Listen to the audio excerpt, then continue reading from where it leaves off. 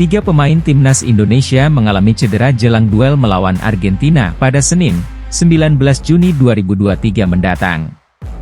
Dari tiga pemain tersebut, bek kiri Pratama Arhan disebut hanya mengalami cedera ringan. Indonesia baru saja memainkan laga uji coba FIFA Matchday melawan Palestina.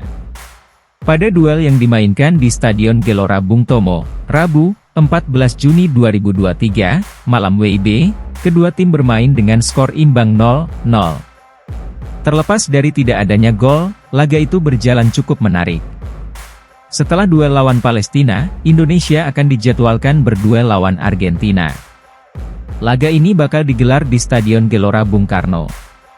Sebelum berjumpa Indonesia, Argentina juga memainkan satu laga FIFA Matchday. Tim racikan pelatih Lionel Scaloni itu bersua Argentina pada duel hari Kamis, 15 Juni 2023, dan meraih kemenangan dengan skor 2-0. Pada sesi latihan hari Kamis, 15 Juni 2023, Shin Tae-yong menyebut tiga pemain timnas Indonesia mengalami cedera. Salah satu pemain yang cedera adalah Pratama Arhan.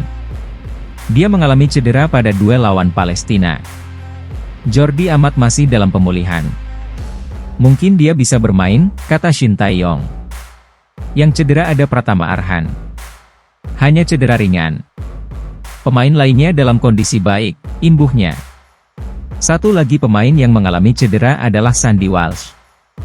Pemain 28 tahun itu cedera pada sesi latihan sebelum duel lawan Palestina. Sandy Walsh diragukan bakal siap bermain saat Indonesia berjumpa Argentina. Kemungkinan besar tidak bisa dimainkan, ujar Shin Tae-yong. Sama seperti Indonesia, Argentina juga tak akan turun dengan kekuatan terbaiknya. Jurnalis ESPN, Gaston Edul, menyebut ada tiga pemain Argentina yang tak ikut dalam rombongan tim ke Indonesia. Lionel Messi dilaporkan akan absen. Bukan hanya Messi, jurnalis Gaston Edul juga melaporkan bahwa dua pemain bintang lain akan absen lawan Indonesia. Lionel Messi, Angel Di Maria dan Nicolas Otamendi telah meninggalkan delegasi.